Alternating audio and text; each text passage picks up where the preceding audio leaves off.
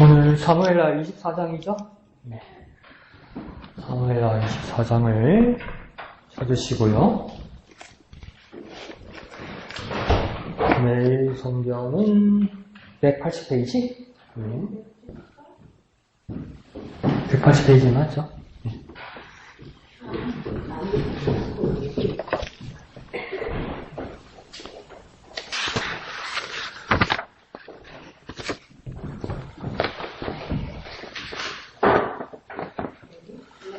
사무엘하 24장 1절에서 17절까지네요. 17절까지. 천천히 다 같이 한 음성으로. 자, 다 같이 한 음성으로 읽겠습니다. 시작. 여호와께서 다시 이스라엘을 향하여 진노하사 그들을 치시려고 다윗을 격동시키사 가서 이스라엘과 유다의 인구를 조사하라 하신지라. 이에 왕이 그 곁에 있는 군사령관 요압에게 이르되 너는 이스라엘 모든 지파 가운데로 다니며 이제 단에서부터 브엘세바까지 인구를 조사하여 백성의 수를 내게 보고하라 하니 요압이 왕께 아뢰되 이 백성이 얼마든지 왕의 하나님 여호와께서 100배나 더하게 하사 내 주 왕의 눈으로 보게 하시기를 원하나이다. 그런데 내 주 왕은 어찌하여 이런 일을 기뻐하시나이까 하되 왕의 명령이 요압과 군대 사령관들을 재촉한지라. 요압과 사령관들이 이스라엘 인구를 조사하려고 왕 앞에 물러나 요단을 건너 갓 골짜기 가운데 성읍 아로엘 오른쪽 곧 야셀 맞은 쪽에 이르러 장막을 치고 길르앗에 이르고 답딧 후시 땅에 이르고 또 다니안에 이르러서는 시온으로 돌아 두로 견고한 성에 이르고 히위 사람과 가나안 사람의 모든 성읍에 이르고 유다 남쪽으로 나와 브엘세바에 이르니라. 그들 무리가 국내를 두루 돌아 9달 20날 만에 예루살렘에 이르러 요압이 백성의 수를 왕께 보고하니 곧 이스라엘에서 칼을 빼는 담대한 자가 80만 명이요 유다 사람이 50만 명이었더라. 다윗이 백성을 조사한 후에 그의 마음에 자책하고 다윗이 여호와께 아뢰되 내가 이 일을 행함으로 큰 죄를 범하였나이다. 여호와여, 이제 간구하옵나니 종의 죄를 사하여 주옵소서. 내가 심히 미련하게 행하였나이다 하니라. 다윗이 아침에 일어날 때에 여호와의 말씀이 다윗의 선견자 된 선지자 갓에게 임하여 이르시되 가서 다윗에게 말하기를 여호와께서 이와 같이 말씀하시기를 내가 네게 세 가지를 보이노니 너를 위하여 너는 그 중에서 하나를 택하라. 내가 그것을 네게 행하리라 하셨다 하라 하시니 갓이 다윗에게 이르러 아뢰어 이르되 왕의 땅에 7년 기근이 있을 것이니까 혹은 왕이 왕의 원수에게 쫓겨 석 달 동안 그들 앞에서 도망할 것이니까 혹은 왕의 땅에 사흘 동안 전염병이 있을 것이니까 왕은 생각하여 보고 나를 보내신 이에게 무엇을 대답하게 하소서 하는지라. 다윗이 갓에게 이르되 내가 고통 중에 있도다. 청하건대 여호와께서는 긍휼이 크시니 우리가 여호와의 손에 빠지고 내가 사람의 손에 빠지지 아니하기를 원하노라 하는지라. 이에 여호와께서 그 아침부터 정하신 때까지 전염병을 이스라엘에게 내리시니 단에서부터 브엘세바까지 백성의 죽은 자가 7만 명이라. 천사가 예루살렘을 향하여 그의 손을 들어 멸하려 하더니 여호와께서 이 재앙 내리심을 뉘우치사 백성을 멸하는 천사에게 이르되 족하다. 이제는 네 손을 거두라 하시니 여호와의 사자가 여부스 사람 아라우나의 타작마당 곁에 있는지라. 다윗이 백성을 치는 천사를 보고 곧 여호와께 아뢰어 이르되 나는 범죄하였고 악을 행하였거니와 이 약물이는 무엇을 행하였나이까? 정하건대 주의 손으로 나와 내 아버지의 집을 지소서 아니라. 아멘. 다윗이 무엇 하려고 한 것 같아요? 인구조사를 하려는 것 같지요, 그죠? 그런데, 봅시다, 뭐가 잘못된 것 같다, 그죠? 인구조사를 하는 게. 인구조사하는 게 왜 잘못됐죠? 그리고 10절에도 보면 다윗이 백성을 조사하니 그의 마음에 자책했다 이러잖아요. 아, 잘못됐구나, 뭘 알았다고 이야기하잖아요. 근데 뭐가 잘못된지 성경에 정확하게 나오지가 않아요. 그죠? 그리고 보면 얼마 동안 인구조사를 했다고 이야기해요. 8절에 보면 9달하고 20날이나 했다고 이야기하잖아요. 그죠? 9달하고 20날. 거의 10개월 가까이 인구조사를 했다고 이야기하잖아요. 단에서 부엘세바는 무슨 말이냐면 제일 북쪽에서 제일 남쪽까지 이 말입니다. 그리고 도시 이름들이 나오잖아요. 이 말은 그냥 가운데 막 이렇게 도는 거거든요. 샅샅이 동네를 이렇게 찾아다니면서 인구조사를 했다 이 뜻이에요.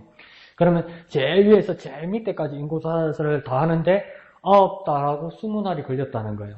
그런데 그 후에 다윗이 10절에 보면 자책하고 하나님 앞에 뉘우쳤다 이렇게 얘기했단 말이에요.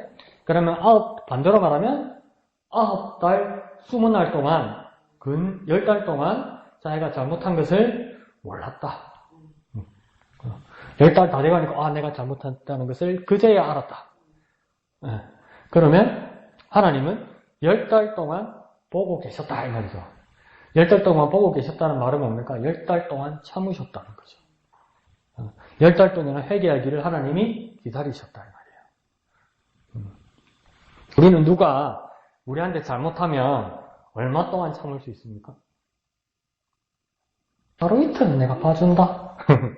사흘째까지 말 안 들으면 이거는 진짜 뭐 상종을 안 하든지 끝장을 보든지 우리는 보통 그 정도잖아요, 그죠? 하나님의 마음이 얼마나 깊고 넓으시고 얼마나 우리를 사랑하시고 그리고 하나님이 우리가 잘못하는 것을 보면서도 어떨 때는 심판하시고 정죄하시고 어떨 때는 말씀하시는 그 모든 이유가 뭐냐면 우리가 바로 돌아오기를 바라는 거죠. 그러니까 회개도 뭐 하려고 하는 겁니까? 하나님 앞에 돌아오게 하려고 하는 거지 이러면 혼난다는 걸 가르쳐주기 위해서 하는 건 아니죠. 그런데 그 과정 가운데서 우리 잘못을 고백하기도 하고 회개하기도 하고 그렇게 하는 거죠.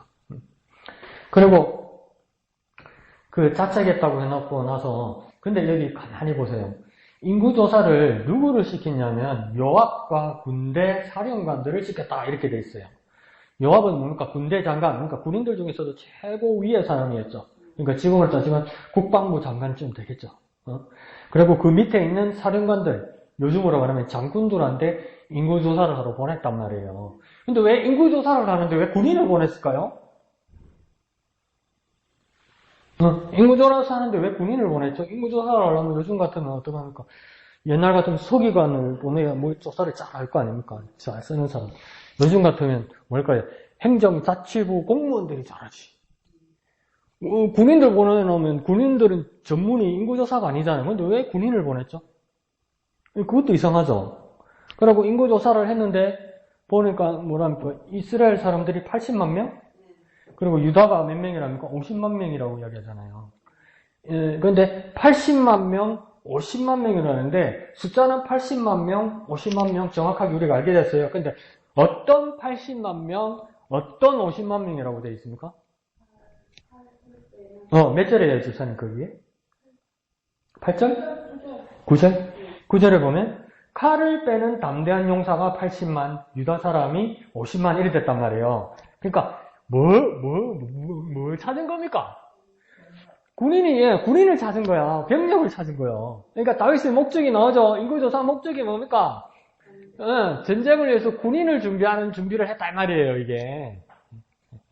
그러니까, 애들, 여인들, 나이 든 사람들은 조사 안에 들어간다, 안 들어간다? 안 들어가요. 전쟁할 만한 칼 빼는 사람, 훈련 잘 된 군인들만 찾은 거예요. 그러니까 다윗의 목적이 뭡니까? 전쟁 준비를 위해서 군인을 찾으라고, 군인을 세라고 군인을 보낸 거예요, 이게. 그 목적이 나오죠? 전쟁 준비하는 거 아니에요. 전쟁 준비하는 게 뭐가 잘못된 걸까요? 또. 적이 오면 전쟁을 준비해야죠. 그죠? 근데 전쟁 준비하는 게 또 뭐가 잘못된 걸까요? 그것도 또 참 이렇게 상세하게 나와 있지 않다. 그죠? 근데 24장 오늘 1절 처음이 시작할 때 보면 여호와께서 다시 이스라엘 향하여 진노했다 이러잖아요. 그러면 다시 진노하셨다고 이야기죠. 그럼 처음이 아니죠. 다시 진노했으니까 처음이 아니잖아. 그러니까 이네들이 이스라엘 사람들이 잘못된 게 한두 번이 아니요. 한두 번이 아니었던 거예요. 그러니까 또 다시 말하면 그러니까 또 하나님이 진노하셨다는 겁니다. 그런데 지금 잘못한 것은 다윗이 잘못한 것처럼 나오잖아요. 그죠? 그들을 치시려고 다윗을 격동하사 이러잖아요.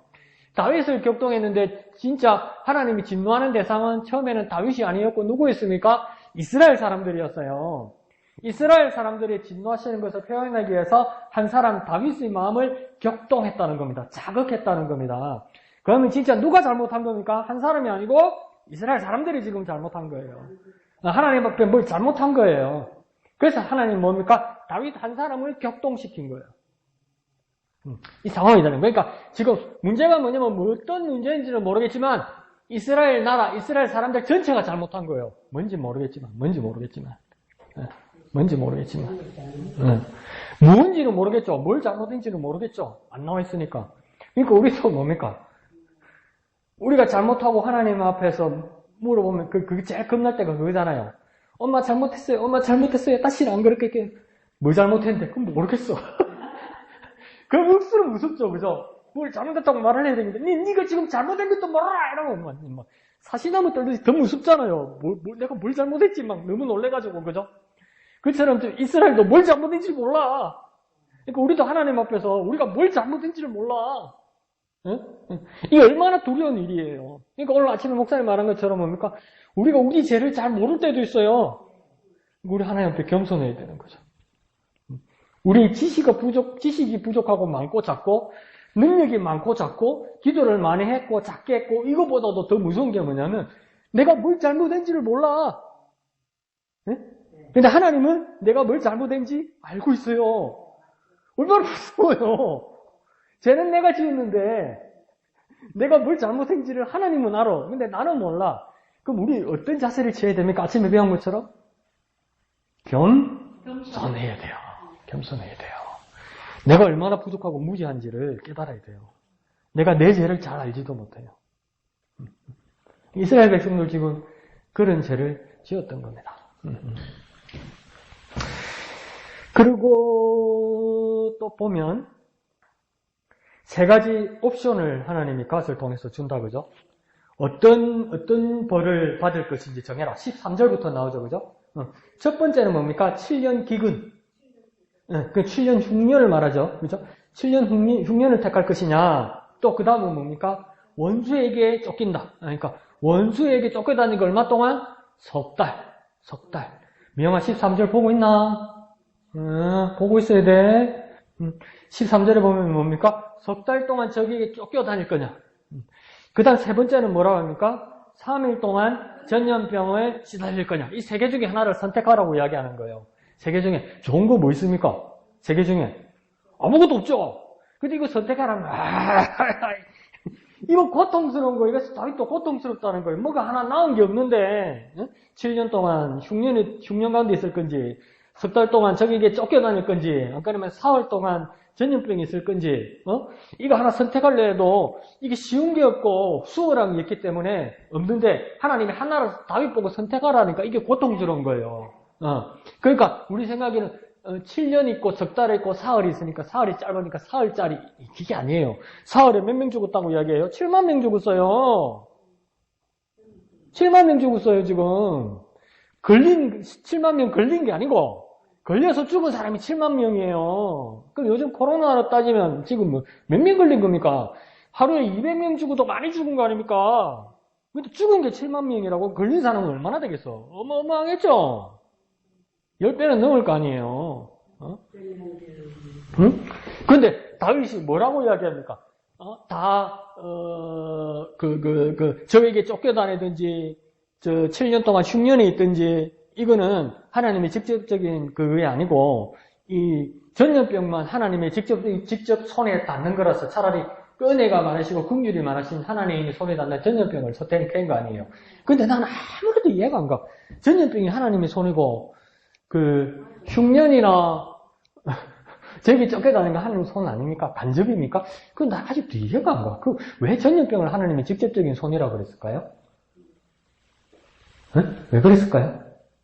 다윗 왜 그랬죠? 왜 전염병은 하나님의 직접적인 손이 닿은 거라고 얘기했죠? 왜 그렇죠? 여러분 생각에? 눈을 안 마주치네. 그 이야기 들어왔습니까? 그 이야기. 네. 무서운 옛날에 무서운 고칠 수 없는 병이 들면, 뭐 받았다고 이야기합니까? 천벌 받았다고 이야기잖아요. 천벌 받았다 이야기잖아요. 네, 천벌 받았다. 그 천자가 뭡니까? 하늘 천자죠. 이게 고칠 수 없는 거니까 내가 뭘 크게 잘못해서 하늘이 직접 내린 벌이라고 이야기하는 거예요. 그러니까 옛날에는 뭐였습니까? 나병, 눈병, 이걸 뭡니까? 천벌이라고 생각했죠. 왜요? 나을 수가 없으니까, 그때는. 그 옛날에, 얼마 전만 해도 에이즈 같은 겁니까? 그걸 천벌이라고 생각했죠. 그런데 에이즈도, 나병도 요즘은 뭡니까? 다스릴 수 있죠. 그럼 천벌입니까? 천벌이 아닙니까? 이제 천벌이 아니지. 그러니까, 우리가 아는 한에서 천벌이라고 생각했단 말이에요. 그러니까, 다윗은 옛날 사람이잖아요. 전염병이 돌면 어찌 할 수가 없어요. 그 당시에는 어찌 할 수가 없어요. 그러니까 손댈 수 없이 확 죽으니까 사람들이 다 뭐라고 이야기했냐면 이거는 특별히 하나님께서 아무도 손 못 대게 하신 거니까 이게 천벌이라고 생각했다고요. 이게 하나님의 직접적인 손이라고 했다고요. 그러니까 적에게 쫓겨다니거나 7년 동안 흉년 드는 거 이거는 간접적인 거니까 뭐 하나님의 직접적인 손은 아닌데 차라리 하나님의 직접적인 손이 우리는 더 무서울 것 같은데 다윗은 뭐라고 얘기했냐면 하나님이 직접 손을 대니까 하나님 직접 손을 거둘 수도 있다고 기대한 거예요.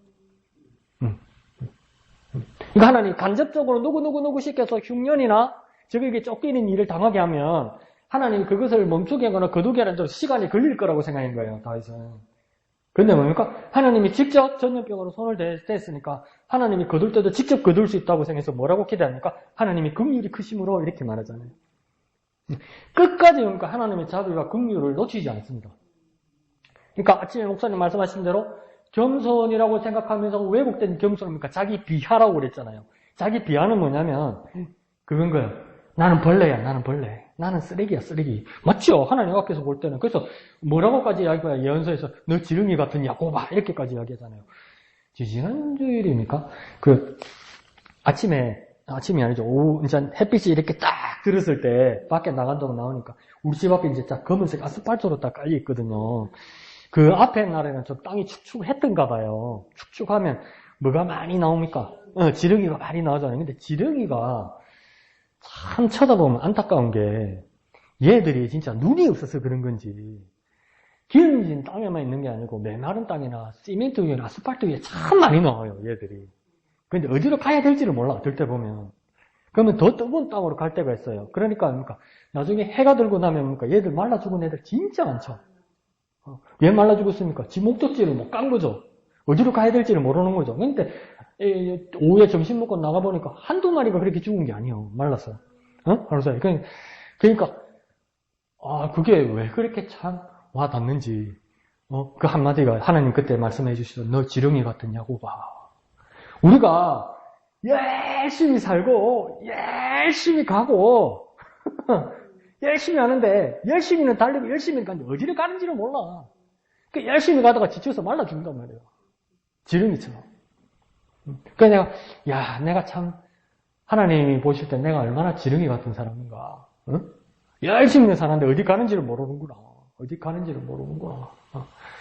그런 안타까운 마음이 있었어요. 근데 또 그걸 아는 사람이면 내가 지렁이 같다고 생각하는 건가? 하나님 앞에서 그렇게 느끼는 거예요. 지혜의 근원이시고 지식의 근원이시고 하나님 앞에서 내가 무지하다는 걸 느끼는 거죠. 그런데 뭡니까? 자, 너 지렁이 같은 야곱아 이랬다고. 하나님, 나는 지렁이 같은 놈입니다. 나는 버러지 같은 놈입니다. 그런데 뭐라 했습니까? 하나님께서 성육신 하셔서 몸을 입고 사람이 되셔서 이 세상에 오셔서 우리를 구원하셔서 넌 정말 이제 은혜로운 사람이 되었다. 이렇게 말하는데도 뭡니까? 아닙니다, 아닙니다. 나는 여전히 지렁이입니다. 이라는 사람들이 있단 말이에요. 내가 너를 사랑해서 너를 구원했다. 아닙니다, 아닙니다. 나 같은 놈 구원할 수 없습니다. 나 쓰레기라니까요. 지렁이라니까요. 벌레라니까요. 난 구원받을 자격이 없습니다. 이건 겸손 아니라고요. 그걸 뭐라고 목사님 말씀하십니까? 자기 비하라고요. 자기를 정말 가치 없이 보는 거라고요. 가치 없는 나를 하나님께서 건지시고 구원하시고 높이신다는 것까지 믿어야 된다고 이야기했잖아요. 그게 진짜 겸손이라고요. 내가 낮아져 있을 때도 하나님께서 높이신다는 거예요. 아유, 지난주와 똑같네요. 뭐 하다가 이런 이야기 했지? 자, 봅시다. 180페이지요. 문제를 한번 봅시다. 오늘은 나눔 문제 해볼까요? 나눔 1번? 나눔 1번 문제 해도 할 수 있겠죠? 이제 설명 안 하고 여러분 바로 하셔야 됩니다. 자, 봅시다. 나눔 1번 다 같이 읽습니다. 시작. 이스라엘 안에 하나님을 신뢰하지 않는 저가 만연해 있었으며 다윗의 인구조사는 왕도 하나님보다 군사력을 의지하고 있을 뿐만 아니라 하나님의 백성을 자기 소유처럼 여기고 있음을 보여주는 단적인 사건이었습니다.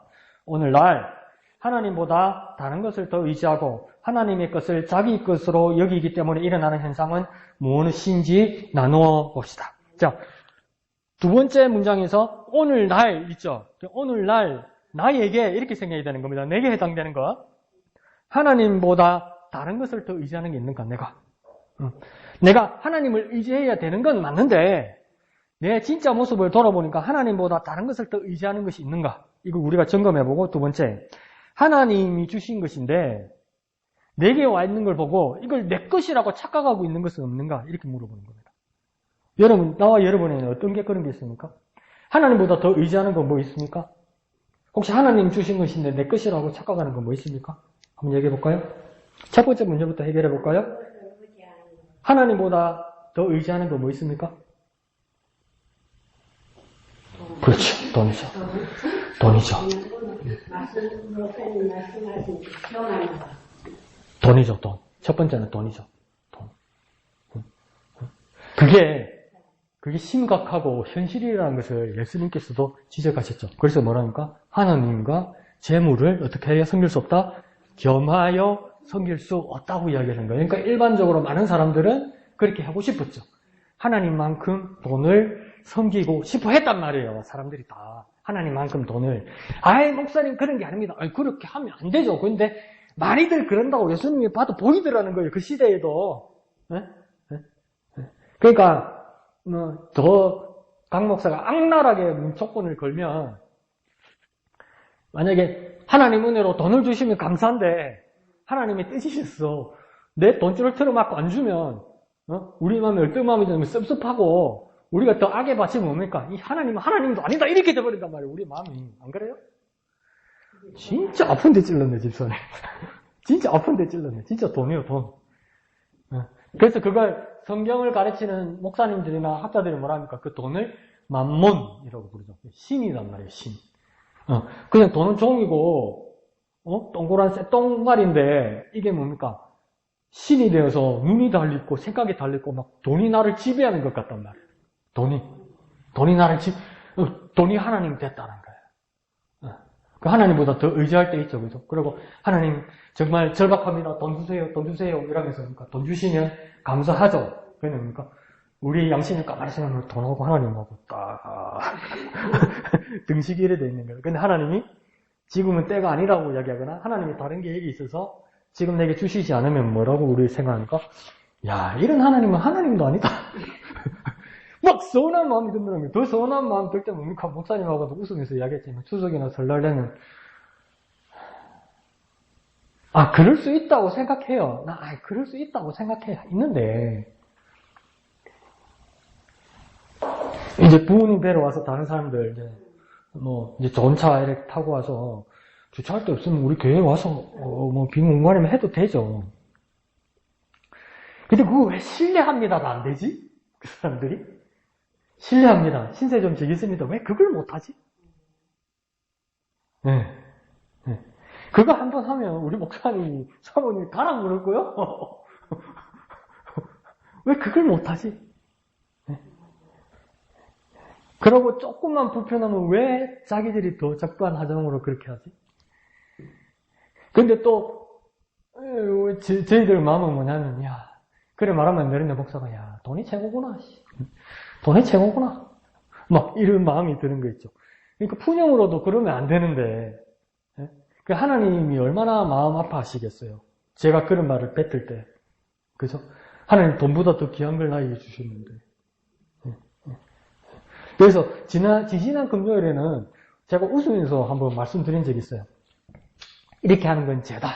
이렇게 하나님 앞에 죄를 짓지 말라. 선지자들이 이야기하니까 사람들이 이스라엘 백성들이 듣지 않더란 말이에요. 네?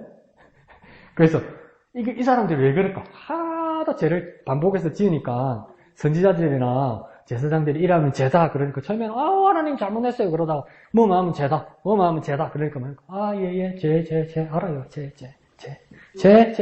예, 미안합니다. 겁도 안 내는 기라, 자. 반복해서 죄를 지니까 겁도 안 내는 기라, 겁도. 그러니까 요즘 같으면 뭡니까? 그거 죄다. 예, 회개하면 되죠? 예, 회개하면. 요즘 뭡니까? 사회에서 잡혀가도 뭐랍니까? 이거 범죄한 거면 잘못은, 예, 잘못합니다. 얼마 드리면 돼요? 이런 거예요. 벌금 내면 된다고 생각한단 말이에요. 그죠? 근데 죄라는 건, 하나님이 말하는 죄라는 건 뭐냐면, 그대로 두면 죽는다, 이야기입니다. 반복하거나 그대로 두면 죽는다는 이야기예요. 얼마 드리면 돼요? 예, 알았어요. 미안해요. 죄송해요. 이게 죄가 아니에요. 이렇게 심각한 거라고요.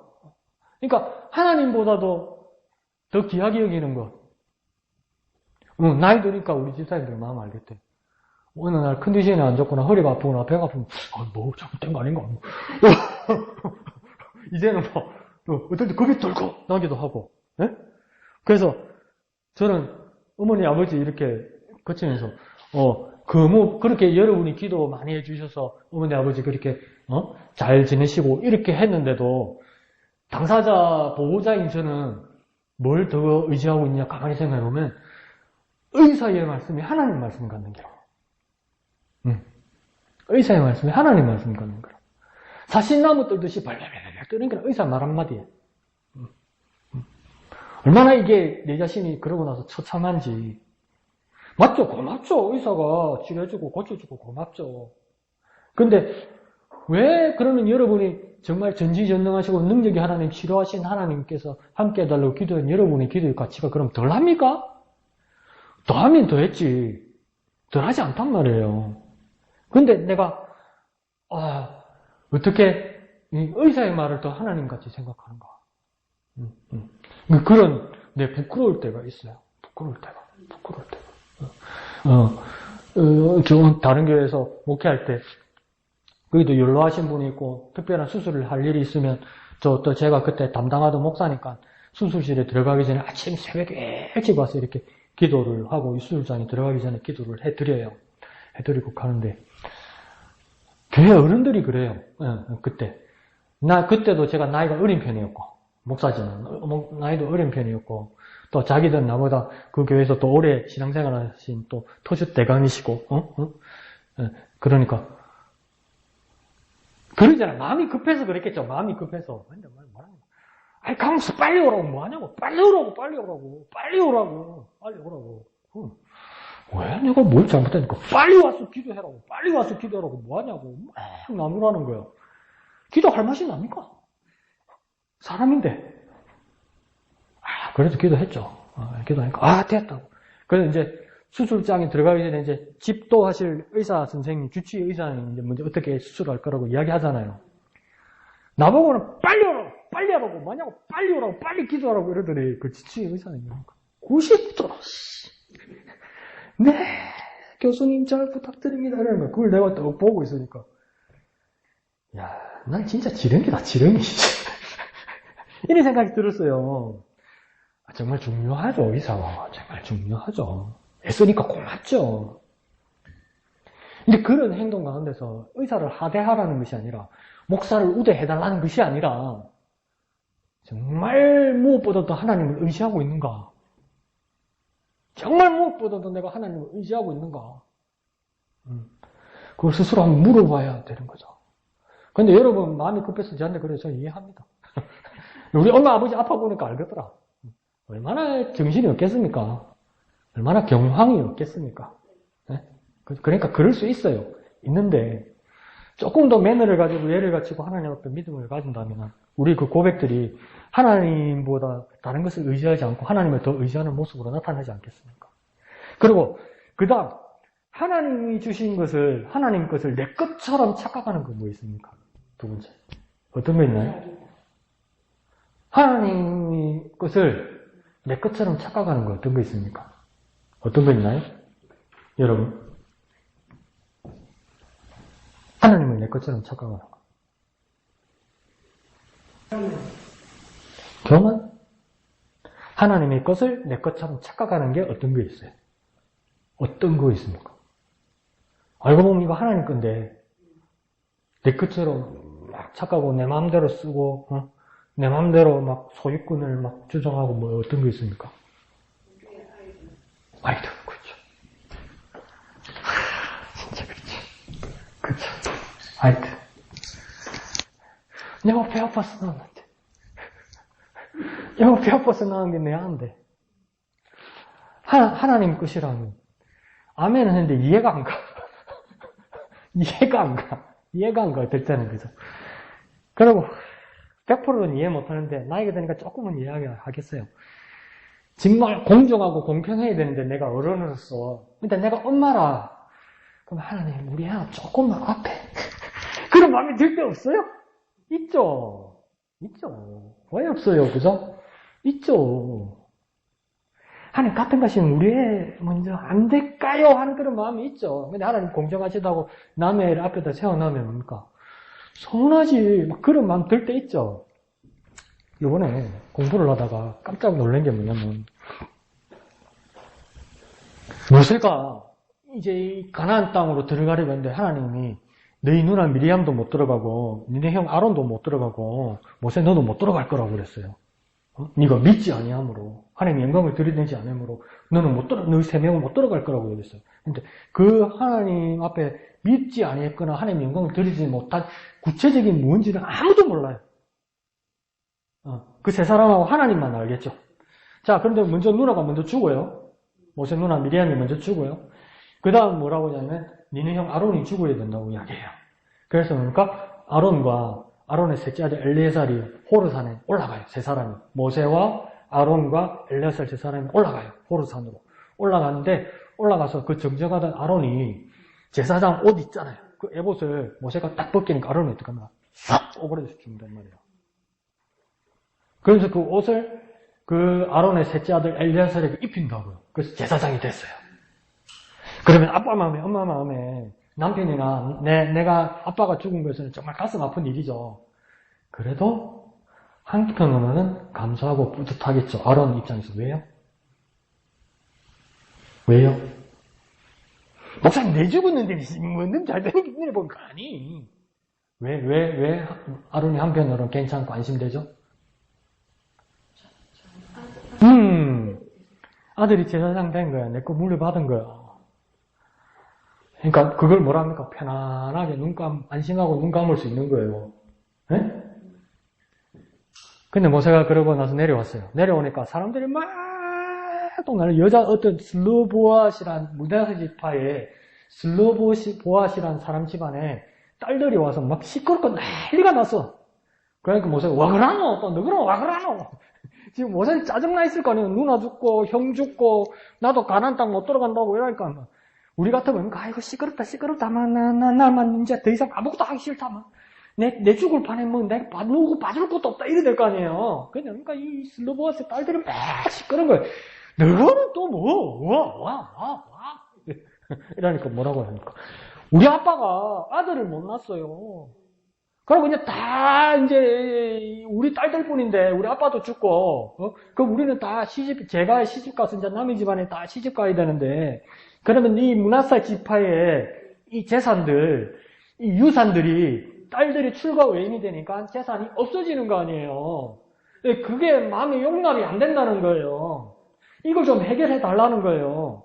우리나라 조선시대 유교사회면 해결됩니까? 안 됩니까? 안 되죠.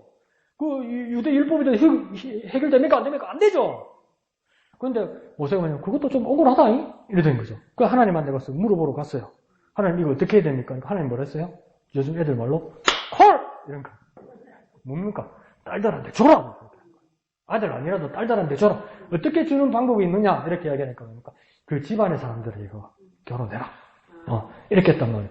그러니까 모세가 그거 다 듣고 나니까 모세의 마음에 더 서운한 게 생겼어요. 왜요? 우리 형은 죽어도 아들에게 제사장직이 넘어갔고, 심지어 이 딸뿐인 이 므낫세 집안의 슬로보아 집안에도 딸뿐인데도 그 아버지의 유산이 딸들에게 상속되었는데 모세는 뭐야? 난 뭐야? 난 아무것도 없네. 하나님이 모세의 아들들에게 그 직분을 넘겨주신다는 약속도 없네. 그래서 모세가 하나님한테 물어봐요. 그럼 내 후계자는 누구입니까? 정해주십시오. 그러면 아빠 모세에게 하나님에게 어떤 기대가 있었을까요? 그냥 이러지 말고 솔직히 말해봐. 어떤 기대가 있을까요? 하나님 후계자 점지해주세요. 자, 모세 다음에 후계자를 하나님 점지해주세요. 이럴 때 모세는 어떤 마음이 있었을까요? 엄마 어떤 마음이 있었을까요? 엄마 어떤 마음이 있어요? 우리 성기지. 어떤 마음이 있어요? 우리 혜인이지. 어떤 마음이 있어요? 우경이요? 또 이런다. 우리 창룡이지. 무슨 소리 하고 있어? 엄마도 아닌 소리를 하고 있어. 맞죠? 그런 일말의 기대가 모세에게 있었단 말이에요. 근데 하나님 뭐라고 얘기합니까? 딴 집안에, 그러니까 에브라임 지파에 여호수아라고 부른다고요. 나 같으면요, 다 집에 던지고, 난 안 해! 하고 막 뒤집습니다. 다 집에 쳐, 나는 이제 안 해요, 하나님, 나 안 해요, 이래요. 아들이 모세가 둘이나 있어요. 엘리에셀과 게르솜 둘이나 있어요. 근데 하나님이 엘리에셀도 아니고 게르솜도 아니라는 거예요. 에브라임 지파에 여호수아를 세우라는 거예요. 얼마나 서운하겠어요. 나는 죽는데 그럼 생때가 또 우리 애들은 어떻게 되는 거예요? 얼마나 서운하겠어요. 그죠? 근데 여호수아에게 넘어갔어요. 근데 나중에 사사기를 넘어가다 보면 사사기가 사사들의 이야기가 나오다가 끝부분에 가면 이스라엘 사람들이 얼마나 방관한지 하나님 앞에서 자기 소견대로 자기 마음대로 하나님을 신앙하는지 엉터리로 우상을 숭배하는지가 나오죠. 그 집안 중에 어느 집안에 나오냐면 미가라는 사람이 나옵니다. 그런데 이 사람은 뭡니까? 엄마의 돈을 몰래 훔쳤죠. 그러니까 엄마가 뭐랍니까? 아들이 훔쳐간 줄 모르고 드라미를 훔쳐간 줄 모르고 뭐랍니까? 잡히기만 잡히봐라 죽을 줄 알아내는 거 아니에요. 지가 아들이 훔쳐간 줄 모르고. 그러고 뭡니까? 천벌을 받을 놈이다. 누군지 몰라도 이랬잖아요. 그런데 아들이 뭐랍니까? 나중에 엄마 내가 훔쳐갔는데 그러니까 엄마 뭐라 돼요? 이놈의 새끼야 이러대요? 딱 엄마야 뭐라요? 할렐루야 찾았다 이러잖아. 이놈의 새끼 일 안 하고 할렐루야 찾았다 하면서 동네 잔치를 하는 거예요. 그게 엉터리지만 잘못됐지만 엄마는 그럴 수 있을 것 같아요. 엄마는 그럴 수 있을 것 같아요. 그러니까 그 집안에서 그렇게 믿음이 엉터리가 된 거죠. 엄마 마음은 이해하는데 그러다 보니까 미가가 자기 집안에 드라빕 그러니까 신주 딴지를 가지고 우상을 세워놓고 자기 집 신당을 차렸단 말이에요. 신당을 차려놓고 자기가 구색을 갖추기 위해서 뭐라고 얘기하면 제사장이 하나 필요한데 이렇게 된 거죠. 그 지나가다가 레위인 하나 만났네. 니 뭐하냐 하니까 내 일자리 찾아다니는데 이런 거예요. 니 누군데? 레위 사람인데. 레위 사람이야? 그럼 이 제사장 일도 할 줄 알겠네? 할 줄 알지? 그럼 우리 집안에 제사장이 되라고 얘기한 거야. 월급도 주고 옷도 주고 우리 집에서 먹고 자고 집 다 해줄게. 그러니까 그 레위 사람이 뭐라고 이야기합니까? 아까 말한 대로 미영아 정신 차리고 뭐라고 합니까? 콜! 또 이렇게 된 거 아니에요. 그래서 그 집안에 제사장이 된 거예요. 그런데 뭡니까? 그러고 나서 미가가 어디 일이 있어서 가는데 그 다음에 뭡니까? 단 지파라는 한 지파 큰 집안 부족이 이 미가 집안을 지나가는 거예요. 땅을 개척하러 가다가. 그러니까 엄청나게 많은 사람이겠죠. 단 지파니까. 가다가 보니까 미가는 없고 이 레위 사람이 하나 있단 말이에요. 그러니까 니 여기서 뭐하노? 이렇게 된 거예요. 근데 뭐하기는 요 제사장 아이가. 그러니까 이 제사장이 왜 여기 있노니까 미가가 내게 월급도 주고 옷도 주고 집도 준다 해서 내가 여기서 하고 있다 그러니까 단 지파가 뭐라고 합니까? 니 가만히 생각해봐라 이러는 거예요. 뭐라고 생각했냐면 한 집에서 제사장이 되는 게 낫겠나 한 부족 전체의 제사장이 되는 게 낫겠나 이렇게 물어본 거예요. 이 말은 뭡니까? 네가 이 집에 있지 말고 우리 단지파의 제사장이 되는 게 더 좋지 않겠느냐 이런 거예요. 그러니까 그 레위인이 또 뭐라 했어요? 헐! 이렇게 된 거 아니에요. 그래서 이 미가 집을 버리고 가는 거예요. 그러니까 나중에 미가가 보니까 없어졌네. 어디 갔냐 그러니까 저 단지파 따라갔다네. 그러니까 미가가 화가 나서 막 따라간 거 아니에요. 따라가면서 단지파 사람한테 막 화를 내는 거 아니에요. 왜 이 사람 데려가냐고. 왜 도둑질하고 데려가냐고. 그러니까 단지파 사람들이 뭐래요? 쏘리 이래요? 아니죠. 미가는 혼자 왔죠. 안 그러면 자기 집안 사람만 왔겠죠. 근데 단지파는 한 무지개 집하잖아요. 그러니까 단지파 사람들이 뭐래요? 우리말로 좀 말할 때 그만 가라 이렇게 가요. 맞아 죽는 것보다는 조용히 가는 게 낫겠지 가라 이래 돼서 뭡니까? 미가가 힘도 못 쓰고 돌아와 버린단 말이에요. 그래서 그 레위 사람은 그 단지파 사람의 제사장이 돼요. 근데 이게 하나님을 섬기는 제사장이 아니에요. 이 시당초 미가 있을 때도 드라빔을 섬긴다고 얘기했잖아요. 이 드라빔은 뭡니까? 우리나라 말하면 신주단지란 말이에요. 응? 우상이란 말이에요. 근데 우상을 섬기는데도 레위 집하는 건 뭐냐면 하나님 섬기고 제사장 하는 거 많이 봐가지고 흉내 잘 낸단 말이에요. 흉내 잘 낸단 말이에요. 그러니까 목사가 막 예배 인도하고 집사가 장로가 예배 인도하다가 이제 하나님 버리고 막 뭐 하나 만들어내서 그거 흉내 내고 잘 한단 말이에요. 그래서 이래 됐단 말이에요. 그런데 여러분 그 사사기의 끝부분을 보면 정확하게 그 사람이 누군지가 나와 있어요. 그 레위인 제사장이. 누구라고 정확하게 나왔냐 집에 가서 한번 찾아보세요. 그게 13장인가 그러는데 이름이 정확하게 나와 있어요. 뭐라고 되냐면 모세의 아들 엘리에셀의 아들 요나단이다 이렇게 돼 있어요. 그러니까 이 제사장의 할아버지가 누구란 말이에요? 모세예요. 모세의 손주가 이렇게 돼버린 거예요. 왜 이렇게 됐을까? 저는 나이가 드니까 조금 이해가 들어요. 얼마나 방황했겠어요. 그 모세의 아들 엘리에셀과 게르손만 해도 얼마나 방황했겠어요. 고모 죽었어요? 삼촌 죽었어요. 근데 삼촌의 아들 엘리에셀, 우리 사촌은 대제사장이 됐어요. 근데 난 아무것도 아니에요. 난 아무것도 아니에요. 네. 근데 아빠도 없어. 얼마나 방황하겠어요. 안 그래요? 근데 배운 게 도둑질밖에 없어. 우리 아빠도 레위 지파, 우리 삼촌도 레위 지파. 옆에서 제사 지내고 수종 드는 거 잘 봐놨어. 그러니까 우상 섬기는 거 한 거야. 그러니까 이게 웃기는 게 아니고 얼마나 마음 아파요. 사춘기의 어린 시절에 이 모세의 손주 요나단은 얼마나 하나님 원망하고 아빠도 원망했겠어요. 그러니까 목회자 자녀들이 목사님이나 사모님들이 바빠서 돌봐줄 겨를이 없어서 방황하는 애들 있잖아요. 충분히 이해해요. 좀. 얼마나 서운하겠어요. 그러려고 그런 게 아닌데 겨를이 없으니까. 그러니까 요나단도 그렇게 돼버린 거죠. 이게 얼마나 슬픈 이야기예요. 근데 이 사사기 이야기가 역대상에서 다시 모세의 족보들을 이렇게 기록하다 보면 모세의 아들 그리고 그 엘리에셀의 아들 이름 중에 이 사사기에 나오는 요나단의 이름이 빠집니다. 그럼 요나단의 이름이었고 내가 정확하게 이름이 지금 기억이 안 나는데 슈비엘인가 뭐 이렇게 나와요. 하여튼 정확하게. 근데 정확하게는 아닌데. 근데 그 이름의 뜻이 뭐냐면 여러분 깜짝 놀랄 거예요. 사사기보다 좀 뒤에 쓰여진 게 역대상이에요. 예? 그러니까 사사기보다 그게 나중에 맨 뒤에 그 기록된 거예요. 그리고 유대인들은 역대상이 성경 맨 뒤에 있어요. 우리는 지금 구약성경 맨 뒤에가 말라기가 있죠. 근데 그 더 뒤에 있는 게 역대상하예요. 유대인들은. 그 맨 나중에 정리한 거예요. 근데 그 모세의 손주 엘리에셀의 아들 이름의 뜻이 뭐냐면 여러분 정말 소망을 가지고 살아야 돼요. 여러분의 가족과 자녀에 대해서. 그 이름의 뜻이 뭐냐면 하나님께 돌아오다. 방황하던 그 모세의 손주가 마지막 하나님께 돌아왔단 말이에요. 그러면서 자녀들에게 어떻게 생각하고 자녀들에게 어떤 마음을 가져야 되느냐. 하나님께서 인도해 주시면 감사하고 우리의 뜻대로 되지 않을 때 죄송합니다. 시간을 두고 인내하는 것밖에 없어요. 부모님은. 시간을 두고 인내하고 기다리는 방법밖에 없어요.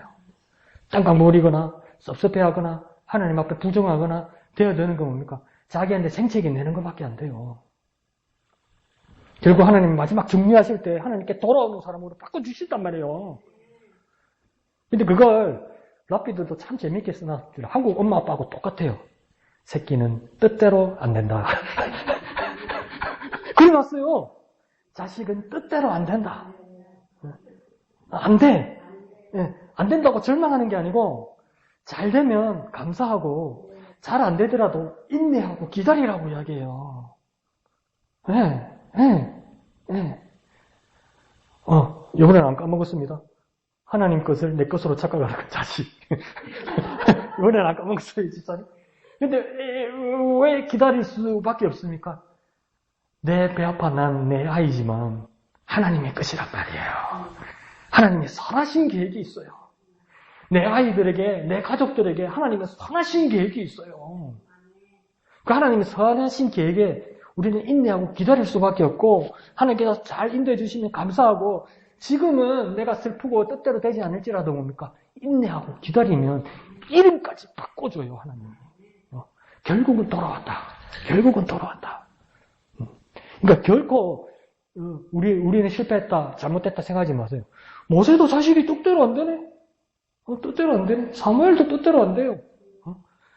그 앞에 사무엘 스승 엘리 제사장 아들도 뜻대로 안 돼요. 뜻대로 안 돼요. 유다 말기에 정말 훌륭했던 왕이 히스기야잖아요. 히스기야 정말 희한한 인물입니다. 아버지가 악한 왕이었어요. 아하스가. 그런데 거기서 뭐 대단한 히스기야가 났는데 이렇게 하나님 앞에 선한 왕일 수 없어요. 선한 왕이니까 자식 잘 키웠을 거 아니에요.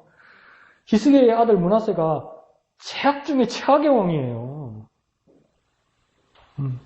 그 자기가 감당해야 될 일이었어요. 누구 잘못된 거 없어요. 여러분이 하나님 앞에 얼마나 헌신하고 믿음 생활을 하는데 여러분이 뭘 잘못했다고 하나님이 여러분 자녀들에게 힘든 것을 계획하고 있겠어요? 전혀 그런 일 없어요. 하나님은 선하신 계획을 가지고 있어요. 그래서 인내하고 기다리면 됩니다. 그런데 공통적인 거 있습니다. 자식은 마음대로 안 된다. 근데 그거는 누구나 똑같다. 그렇지만 우리 믿음은 뭡니까? 하나님의 선하신 계획이 있다. 그 믿음을 가지면. 그러면 이양덕사님 지적한 것들은 뭡니까? 내게 와 있지만 내 자녀들은 내 것이 아니다. 그래서 이런 믿음을 합시다. 내 것이 아니라서 서운한 게 아니라 다행이다. 내 것이 아니라서, 내 자녀가 내 것이 아니라서 정말 다행이다. 그럼 내 눈 똑바로 또 인숙시면 그럼 너무 새끼니까 내 새끼가 이런다. 그게 아니고 하나님의 것이라고요. 하나님의 것이라고. 하나님이 얼마나 선한 것을, 얼마나 제일 좋은 것을 인도하시겠습니까? 그죠? 기분 좋죠? 기분 좋죠? 여러분은 좋겠다. 자식들이 있어서. 좋습니다. 자, 오늘은 여기까지 하고요. 다음 주에는 이제 10월 11일로 이제 하시면 됩니다. 시작하는 거 화요일부터 다니엘서 합니다. 다니엘서가 시작될 겁니다. 다니엘서 보면 또 참 재밌습니다. 그래서 큐티 잘 해주시길 바랍니다. 그래서 오늘은 말씀과 함께 하나님과 함께를 보는데요. 오늘 배울 내용은 뭐냐면 큐티를 시작할 때까지는 마음 자세. 큐티 할 때 뭐예요? 마음 자세. 뭐라고요? 큐티 할 때까지는 마음 자세. 마음 자세. 어떤 마음 자세가 필요한가? 4가지만 볼 거예요. 4가지. 먼저 말씀드리고 또 차례대로 설명드릴게요. 큐티를 할 때의 마음 자세. 첫 번째는 뭐냐면 상한심령. 뭐라고요? 상한심령. 상한심령.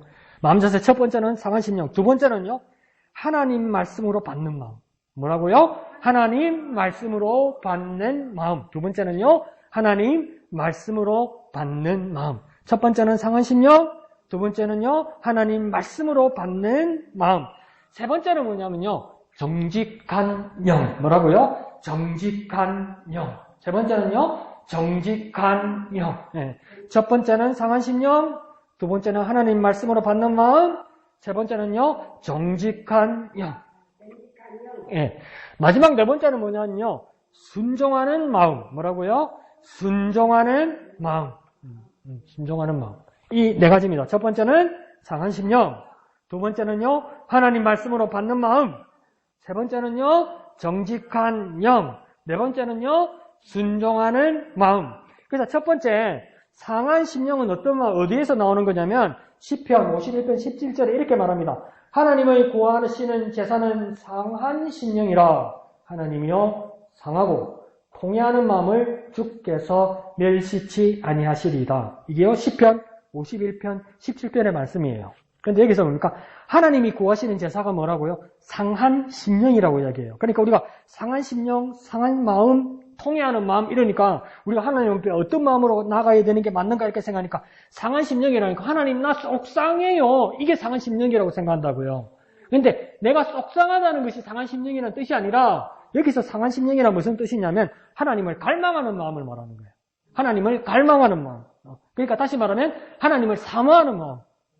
상한심령이라는 것은 하나님을 사모하는 마음, 하나님을 갈망하는 마음이라는 거예요. 그러니까 우리가 하나님 앞에 나갈 때, 큐티할 때, 이 상한 심령으로 하나님 앞에 나아간다는 말은 뭐냐면, 하나님 말씀하옵소서 내가 듣기를 원합니다. 이렇게 간절히 사모하는 마음. 내가 이 하나님 말씀이 필요합니다. 내 상태가 하나님 말씀이 부족합니다. 그러니까 내가 하나님 말씀을 간절히 원합니다. 내가 하나님 말씀을 사모합니다. 이 마음이 뭡니까? 성경에서 말하는 상한 심령이란 말이에요. 그러니까 상한 심령이란 말할 때 또 이렇게도 이해가 가죠. 우리가 별일 없고 교회 생활하고 집사고 목사고 이러면서 신앙생활하고 예배생활하고 주일 섬기고 수요예배 금요기도에 올 때 아무 일 없으면 그냥 평탄하게 괜찮아요. 괜찮은데 뭐냐면 살다가 보면 그냥 아무 일 없이 이렇게 그냥 밍숭밍숭하게 지나가다가 어려운 일 생길 때 있죠. 다급한 일 생길 때 있죠. 그러면 최소한 우리에게 이만큼이라도 믿음이 있으면 우리가 어떻게 되겠습니까? 하나님 말씀이 막 간절해진단 말이에요. 하나님 어떤 마음까지 드냐면 우리가 이제 바닥이 나버리면 뭐라고 하냐면 하나님 뭐라도 줘보세요 이런단 말이에요. 하나님 뭐라도 말씀해 주세요 이런다고요. 그 우리나라에 훌륭한 그 여성 소설가 중에 박완서라고 있습니다. 박완서 작가님. 박완서 작가의 책 중에 수기에 가까운 소설 중에 소설 제목이 뭐가 있냐면 한 말씀만 하옵소서 이런 제목이 있어요. 한 말씀만 하옵소서. 이 말이 뭐냐면 박완서 선생님의 딸들이 여러 명 있고 막내 아들 하나 있었어요. 근데 막내 아들이 뭐냐면 의사였어요. 의사. 그래서 아들한테 얼마나 이 마음이 뭐랄까요? 애틋했냐면 아들이 출근하고 퇴근하는 걸 아파트 베란다 밖에서 보고 오고 가고 이런 걸 그럴 정도였어요. 근데 이 아들이 교통사고로 죽었어요. 생떼 같은 아들이 죽어버린 거예요. 그러니까 이분이 이제 하나님 앞에서 아무리 기도원에 가고 어떤 훌륭한 분들에게 말씀을 들어도 답이 안 나오는 거예요. 왜 내 아들이 죽었을까? 하나님이 선하시니까 따르겠습니다. 그게 남의 일이면 돼요. 남의 아들이 죽고 남의 딸이 죽으면 하나님의 계획이 있겠지 이렇게 돼요. 근데 내 아들이 죽고 내 딸이 죽었을 때 왜 그런지 알고 싶잖아요. 근데 뭔지 모르겠잖아요. 그래서 그 책 제목이 뭐냐면 한 말씀만 하옵소서 이 말이에요. 제발 하나님 뭐라도 말씀해 주세요. 왜 그러셨는지. 뭐라도 말씀해 주세요. 이렇게 간절히 바란단 말이에요. 우리의 모습에서도 정말 어렵고 힘들 때 어떤 말을 붙잡아야 될지도 모르겠는데 하나님 내 이 어렵고 힘든 상황에서 뭐라도 제발 말씀해 주세요. 제발 말씀해 주세요. 뭐라도 말씀해 주세요 하면서 간절히 기다린단 말이에요. 그러니까 우리가 하나님 큐티할 때 하나님 말씀을 대할 때 내가 지금 뭘 들어야 될지 뭐가 필요할지 전혀 모르는데 내가 상한 심령으로 주님 앞에 나와서 하나님 뭐라도 제발 말씀해 주세요. 내가 정말 갈급합니다. 필요합니다. 제발 말씀해 주세요. 이 마음으로 나와야 되는 거예요. 내가 큐티하면서 하나님 말씀을 편다면 이 마음으로 펴야 되는 거예요. 아이고 오늘은 먹고 오늘은 왜 이리 기노 이거 말고 길면 짧게 하라고 그랬잖아요. 길면 옵션이 더 많다고 이야기했잖아요. 많은 것 중에 한두 개만 건지면 된다고 그랬잖아요. 그러니까 더 마음 편하게 하라고요. 그러니까 갈급한 심령으로 하나님 뭐라도 말씀해 주세요. 뭐라도 주셔야 들고 나가지요. 뭐라도 오늘 이 새벽에 말씀을 주셔야 나가서 살지요. 정말 사막 광야가 같은 세상에 하나님 내게 오늘 먹을 만나를 내려주시지 않으면 내가 뭘 들고 나가서 저기서 삽니까? 뭐라도 말씀해 주세요. 간절한 마음으로 나가는 거예요. 그걸 뭐라고 합니까? 상한 심령이라고 이야기한다고요. 간절한 마음으로 하나님 앞에 나가는 겁니다. 두 번째는 뭐라고 얘기했습니까? 하나님 말씀으로 받는 마음이라고 얘기했죠. 이것은 데살로니가 전서 2장 13절에 바울이 데살로니가 교회에게 이렇게 말합니다. 데살로니가 전서 2장 13절 이러므로 우리가 하나님께 쉬지 않고 감사함은 너희가 우리에게 들은 바 하나님 말씀을 받을 때에 사람의 말로 아니하고 하나님 말씀으로 받음이니 진실로 그러하다. 이 말씀이 또한 너희 믿는 자 속에서 역사하느니라. 이 말은 뭡니까? 사람의 말로 안 받았다는 거예요. 데살로니가 교인들이 뭡니까? 사도들이 말을 한다고 오늘 말 잘하네. 오늘 목사님 설교 빨리 봤네. 공부 좀 했는가 봐. 준비 좀 했는가 봐. 그러니까 뭐라 합니까? 나가면서 하나님 말씀 잘 배웠습니다. 잘 들었습니다. 안 하고 똑똑한 참에서 뭐라고 해야 합니까? 목사님 오늘 강의 잘 들었습니다. 이런 사람들이 있어요. 목사님 오늘 설교 재밌던데요. 이런 사람들이 있어요. 재밌으라고 하는 거 아니에요. 재밌으려면 TV를 틀어야지. 유튜브 봐야지. 재밌으라고 하는 이야기가 아니에요. 하나님 말씀을 들으러 온 거 아니에요. 그러니까 사람의 입을 통해서 말을 할지라도 성령으로 역사하신 하나님 말씀으로 받아야 될 거 아니에요. 그때 그런 사람들에게 어떤 일이 일어난다고 이야기합니까? 믿는 자에게 역사한다 이 말이에요. 그냥 말인데 믿어버리면 뭡니까? 운동하고 움직이고 열매가 나타난다는 거 아니에요. 뭐로 믿는 겁니까? 사람의 입에서 나왔는데 대전일과 사람들은 하나님 말씀으로 받는다고요. 아, 하나님이 나에게 말씀하시는구나. 우리가 큐티라고 하나님 말씀을 받을 때, 야, 이 말씀을 읽으면서 오늘은 이집사한테 하는 소리다. 오늘은 강목사한테 말씀이다. 야, 이 가서 전해주겠다. 그러면 큐티 잘못한 거예요. 하나님이 나에게 하시는 말씀. 하나님 오늘 나에게 하시는 말씀. 그 하나님 말씀으로 받을 때 이집사도 보고 김집사도 보고 강목사도 읽고 있지만 내가 이 시간 이 말씀을 읽을 때 이 말씀은 나에게 하시는 말씀. 아, 하나님이 나에게 말씀하고 계시구나. 이렇게 받아들이고 믿을 때 뭡니까? 역사한다는 거 아니에요. 운동한다는 거 아니에요. 나타난다는 거 아니에요. 큐티할 때 그렇게 하라고요. 하나님 말씀을 볼 때 그렇게 이야기하라고요. 하나님 나에게 오늘 말씀하고 계시구나. 이게 하나님 말씀이구나. 그러니까 내가 소리내 읽지만 이것은 뭡니까? 내가 읽는 것으로 끝나는 것이 아니라 아, 하나님 내게 말씀하신다. 하나님 내게 말씀하신다. 하나님 내게 말씀하신다. 그 마음으로 받는 겁니다. 그래서 하나님의 말씀으로 받는 마음, 그것이 두 번째입니다. 세 번째는요, 정직한 영이라고 그랬죠. 그죠? 정직한 영. 그건 시편 51편 10편에 나옵니다. 시편 51편 10절에 뭐라고 이야기합니까? 하나님이여, 내 속에 정한 마음을 창조하시고, 내 안에 정직한 영을 새롭게 하소서. 그래서 두 번 나오죠? 정한 마음, 그리고 뭡니까? 정직한 영. 뭐라고요? 정한 마음과 정직한 영. 정한 마음도, 정직한 영도, 정직함도 뭡니까? 깨끗한 거죠. 깨끗한 거죠. 하나님 앞에 정직한 영이고, 하나님 앞에 정한 마음이면, 하나님 앞에서 뭐 해야 됩니까? 숨기지 말아야 돼요. 깨끗하다는 말은 뭡니까? 버튼 속을 뒤집어 보이듯이, 하나님 앞에 깨끗하게 다 내어놓아야 되는 거예요. 여러분, 10분 여러분의 심정을 이해해요. 큐티할 때 제일 어려운 게 뭐냐면, 여러분, 저와 여러분 사이에 신뢰가 서지 않으면 뭡니까? 여러분에 있는 그 솔직한 것을 나타내기가 어려워요. 큐티는 뭡니까? 하나님이 내게 하신 말씀이니까 내 삶에서 적용하다 보니까 뭡니까? 내가 이런 일이 있었고 이런 걸 깨달았습니다. 말을 해야 되는데 뭡니까? 이야기하기가 곤란해. 왜? 내 사생활 같거든. 그리고 뭡니까? 서로 신뢰가 쌓이지 않으면 야, 저 집사, 저 목사, 저거 저랬단다 옛날에야. 그래서 소문 될까봐 두렵거든. 예, 이러면 어떡하냐. 그러니까 신뢰가 쌓여서 나눔이 생겨야 되는 거죠. 그게 어렵다는 것도 이해해요. 근데 우리 신뢰가 쌓여야 그게 솔직하게 열리겠죠. 그러나 저와 여러분 사이에 그게 쌓이지 않더라도 하나님 말씀을 받을 때는 최소한 하나님 앞에서 솔직해야 돼요. 하나님 대할 때 사람 대하듯 대하면 안 돼요. 하나님 대할 때 우리 아빠 대하듯 대하면 안 돼요. 우리 아빠는 나한테 속을 수 있잖아. 우리 아빠는 내 마음 100% 모르잖아. 근데 하나님 다 아시잖아요. 그러니까 하나님 앞에 솔직해야 돼요. 근데 사람이 잘 솔직해지나? 안 되지. 잘 안 되지. 잘 안 되니까 뭐라고 하니까 기도하잖아요. 내게 정한 마음을 창조하시고 정직한 영을 새롭게 하소서. 하나님 앞에서만 정한 마음으로 정직한 영으로 날마다 새롭게 하소서. 날마다 하나님 말씀을 대할 때마다 내가 정직하게 그렇게 되게 하여 주시옵소서. 그러니까 하나님 말씀이 나에게 오면 나를 순전하게 뭐 해야 될까요? 열어야 됩니다. 열어야 돼. 그러니까 내 마음을 열어야 됩니다. 열어야 돼.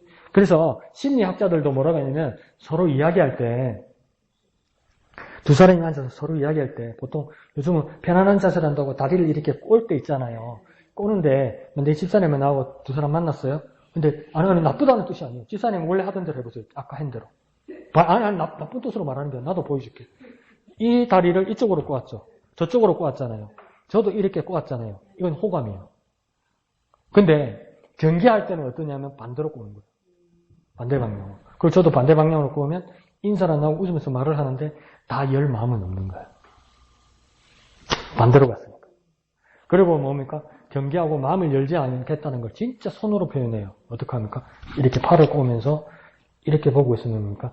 살피고 약점은 찾겠는데 나는 말하지 않겠다는 거예요. 예, 그런 표현을 나도 모르게 하는 거래요. 나도 모르게. 그래서 이 사람이 나한테 호감이 있구나, 내한테 경계하지 않는 거라는 뭡니까? 발보만. 예의를 말하는 게 아니고 방향이 반대로 가면 이 사람이 아직 나한테 마음을 열지 않았구나, 아직은 아니구나. 그러니까 나한테 적대감을 가졌다는 뜻이 아니라 아직은 내가 신뢰감을 주지 못하고 아직 열려져 있지는 않구나. 예의는 지키지만 열려져 있지 않구나. 그걸 느낄 수 있다는 거예요. 그러니까 우리가 하나님 앞에서는 뭡니까? 열어야 돼요. 마음을 열어야 돼요. 내게 들어올 수 있도록. 하나님 내 정한 마음을 정직한 영을 새롭게 하시고 정한 마음을 창조하셔서 하나님 내게 들어옵소서.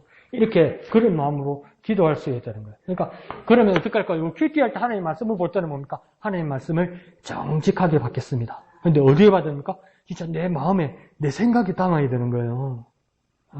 그게 뭡니까? 정직한 영이란 뜻이에요. 정한 마음이란 뜻이에요. 그 다음 네 번째는 무엇입니까? 네 번째는요, 순종하는 마음이라고 이야기했죠.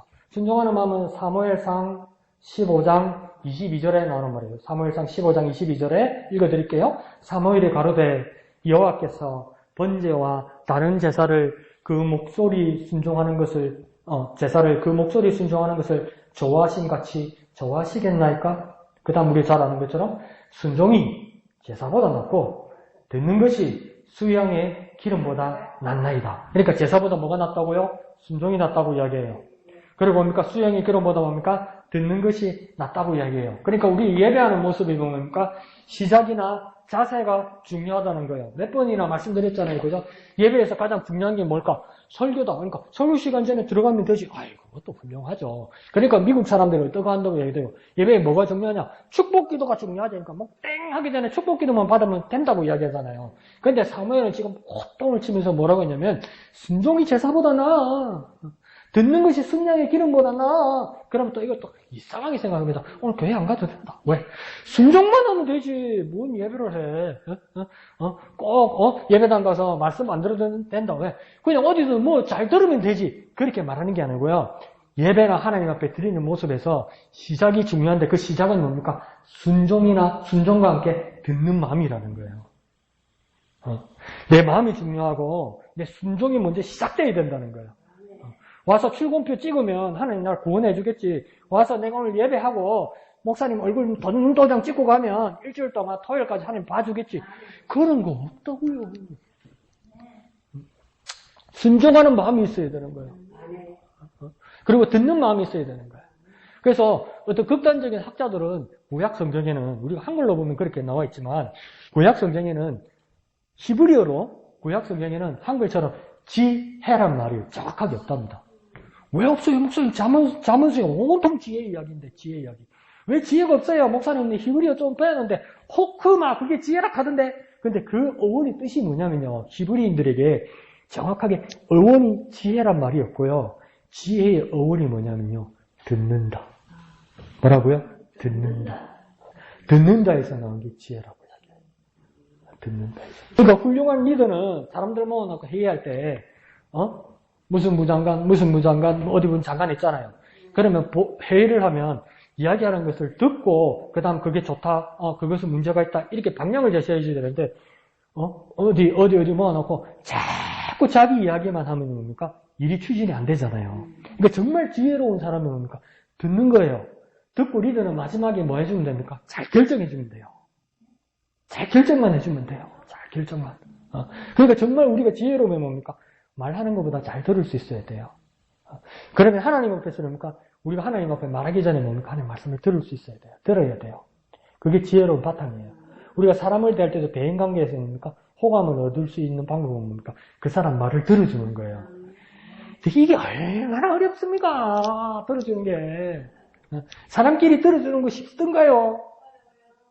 그리고 내가 하고 싶은 거 뭐니까 말하고 싶지. 말하고 싶지, 듣고 싶진 않지. 그죠? 내가 먼저 말하고 싶지, 듣고 싶진 않지. 사람 마음이 그렇다고 그게 지혜롭지 못한 거죠. 그리고 그러니까 정말 영성이 충만한 사람들 있잖아요. 막 성령 충만한 사람들 그 특징이 뭡니까? 가장 행동하는 그 외관의 특징이 뭡니까? 가장 성령 충만한 사람. 가장 성령 충만한 사람은 가장 뭐 많이 합니까? 평소에? 이금주 사님, 성령 충만한 사람 가장 교회에서 제일 뭐 많이 하던가요? 모든 교인들 중에서 이 사람 정말 성령 충만하다 할 때 뭐 때문에 성령 충만하다고 그럽니까? 이 집사님, 저 장로님 정말 성령 충만하다. 뭐 때문에 성령 충만하다고 이야기합니까? 내가 뭐 어려운 거 물어보겠어요? 자꾸 사기칠래? 기도 많이 하는 사람. 기도 많이 하는 사람 성령 충만하다고 그러잖아요. 그죠? 기도 많이 하는 사람. 그래서 그 사람한테 조심하고, 뭐, 저 사람한테 뭐 들키면 안 될 것 같고, 약점 잡히면 안 될 것 같고, 들때 두려운 모습도 보이고 그렇죠. 그게 한편으로 맞는데, 한편으로 함정이 있어요. 기도 많이 하는 사람은 겉으로 봐도 뭐 많이 하는 사람이니까 말 많이 하는 사람이지. 그러니까 사람한테 말 많이 하진 않겠지. 기도하니까. 누구한테 말 많이 하겠습니까? 하나님한테 말 많이 하겠지. 그것도 훌륭해요. 근데 기도 많이 하는 사람, 하나님 앞에 말 많이 하는 사람이 제일 안 하는 게 뭡니까? 안 들어. 안 들어. 안 들어. 안 들어. 안 들어. 안 들어. 사람 말도 안 듣고 하나님 말도 안 들어. 그러니까 기도하면 막 마음이 뜨겁고 할 말이 많아가지고 막 뜨겁게 큰 소리 오랫동안 하나님 앞에 기도한단 말이에요. 얼마나 훌륭해요. 얼마나 훌륭해요. 그죠? 좋단 말이에요. 나 정말 좋단 말이에요. 나는 그 흉내도 못 내니까. 정말 좋단 말이에요. 그래서 오늘에게 하영조 목사님은 어떻게까지 이야기했냐면 한 자리에 앉아서 30분 이상 기도할 수 있으면 그 사람은 보통 사람이 아니라고. 진짜 기도에 은사가 있는 사람이라고. 그 사람은 기도의 사명을 가지고 계속 기도해야 된다고. 그 정도로 30분만 앉아서 큰 소리로 기도하는 것만도 훌륭한 거예요. 근데 그 다음 맹점이 뭐냐면 30분 좋습니다. 1시간 좋습니다. 소리에서 간절하게 기도했단 말이에요. 기도하고 나면 하나님 앞에 정말 말이 많이 한 거예요. 그러면 30분 동안 미영아 나가서 통화해야지. 30분이나 1시간 동안 하나님 앞에 간절히 기도했단 말이에요. 그러면 하나님이 30분 동안 1시간 동안 들어준 거 아니에요. 내 말을. 하나님이 1시간 동안 30분 동안 내 말을 들어줬으면 하나님 할 말 없겠어? 근데 아멘 하고 가버린다고. 안 들으려고. 그거 응답 못 받는 거 아니에요. 기도 많이 할수록. 응답으로 하나님이 말씀하실 텐데 안 듣는 거라. 안 듣는 거라. 자기 고집만 자꾸 세우는 거예요. 자꾸 고집만 세우는 거예요. 그러니까 기도 많이 하는 사람들이 또 어떡합니까? 사람 대할 때 내 기도해보니까 하면서 또 말 안 들어주네. 사람 말도 무조건 말. 또 말이야. 폭탄처럼 총알처럼 대포처럼 쏴버리네. 이래 된다. 이래 돼버리네. 오늘 아침에 목사님 말씀한 것처럼 기도 많이 한 사람이고 성령 충만한 사람인데 뭐가 없는 겁니까? 그렇지. 겸손이 없는 거라. 기도 많이 할수록. 그럼 기도 안 해야 되겠다. 제발 그러지 마. 기도 많이 할수록 하나님의 음성을 많이 들으려고 더 노력해야 되는 거 아니에요. 그 하나님의 음성을 듣는 방법이 뭡니까? 말씀 읽으면서 큐티하는 거 아니에요. 그래서 여기서 뭡니까? 순종이 제사보다 낫다고 이야기하잖아요. 하나님 앞에 순종할 마음이 있어야 되는 거 아니에요. 듣는 것이라고 이야기하잖아요. 하나님의 말씀을 들어야 될 거 아니에요. 우리 형제 자매들의 이웃들의 사정을 들어야 될 거 아니에요. 들어야 도와주고 해결해 줄 거 아니에요. 들어보지도 않고 무슨 방법을 줘요. 정말 하나님 앞에 겸손한 사람, 정말 큐티하는 사람은 하나님 앞에 순종하려고 한다고요. 그래서 들어야 된다고요. 그 마음으로 뭡니까? 예배 안으로 들어와야 된다고요. 난 잘 들으니까, 난 말씀 잘 들으니까 예배 안 해도 된다가 아니고 그 마음으로 예배 안으로 들어와야 된다고요. 현대 자매 안으로 들어와야 된다고요. 이게 큐티라고요. 근데 이게 다 뭐 할 때 지금 하자는 겁니까? 큐티할 때. 내 삶에서, 우리 집에서 또리 쌓지 말고 큐티를 이렇게 한다는 거예요. 이 네 가지가. 큐티할 때 하나님 말씀을 이렇게 듣고 이렇게 순종하며 나아가는 저와 여러분 되시기를 예수님 이름으로 축원드립니다. 그래서 잘 기억합시다. 첫 번째는요, 상한 심령. 두 번째는요, 하나님 말씀으로 받는 마음. 세 번째는요, 정직한 영. 네 번째는요, 순종하는 마음. 그래서 하나님 앞에 겸손함으로 하나님 앞에 쓰임받고 또 큐티로 풍성한 열매 맺는 저와 여러분 되시기를 예수님 이름으로 축원드립니다. 이 시간 다 같이 기도한 후에 주기도문으로 마치도록 하겠습니다. 하나님, 우리 큐티의 삶들이 또 풍성하게 하시고 하나님 앞에 바른 자세로, 바른 마음 자세로 나아갈 수 있도록 도와주시옵소서. 다 같이 기도하겠습니다. 거룩하신 아버지 하나님, 은혜를 감사합니다. 우리의 큐티의 삶들이 풍성할 수 있도록 주님 도와주시옵소서. 주님 앞에 상한 심령으로 간절한 마음으로 하나님을 갈망하는 마음으로 나아가는 우리가 되게 하여 주시옵소서. 하나님 말씀으로 받는 우리 마음이 될 수 있도록 도와주옵소서. 사람의 말이 아니라 하나님 말씀으로 받을 수 있도록 겸손하게 하여 주옵소서. 우리가 하나님 앞에 정직하게 하시고 우리 마음의 문을 여는 우리가 되게 하여 주시옵소서. 하나님 우리가 순종하는 마음을 가지게 하여 주시옵소서. 하나님 말씀을 듣는 마음을 가지게 하여 주시옵소서. 거룩하신 아버지 하나님 은혜를 감사합니다. 우리를 큐티의 삶으로 인도하여 주신 은혜 참으로 감사합니다. 하나님 앞에 말씀으로 나아갈 때, 큐티의 자리로 나아갈 때 상한 심령으로 나아가는 우리가 되게 하여 주옵소서. 하나님 말씀을 갈망하고 사모하는 자에게 주님 역사하여 주시옵소서. 하나님 말씀을 받을 때 사람의 말로 아니하고 하나님의 말씀으로 받게 하여 주옵소서. 믿음으로 받게 하여 주시옵소서. 역사하시는 하나님을 경험하게 하여 주시옵소서. 하나님 우리에게 정한 마음을 창조하시고 정직한 영을 새롭게 하여 주셔서 하나님 앞에 우리의 마음을 온전히 열어드리는 우리가 되게 하여 주시옵소서. 하나님 말씀 앞에 순종하게 하여 주시옵소서. 하나님 말씀을 듣게 하여 주시옵소서. 지혜로운 자 되게 하여 주시옵소서. 그렇게 예배의 자리로 나아가는 우리가 되게 축복하여 주시옵소서.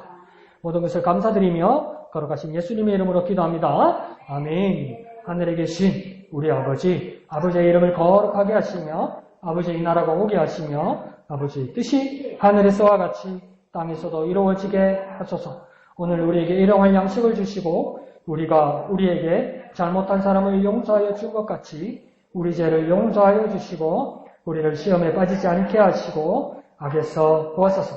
나라와 권능과 영광이 영원히 아버지의 것입니다. 아멘.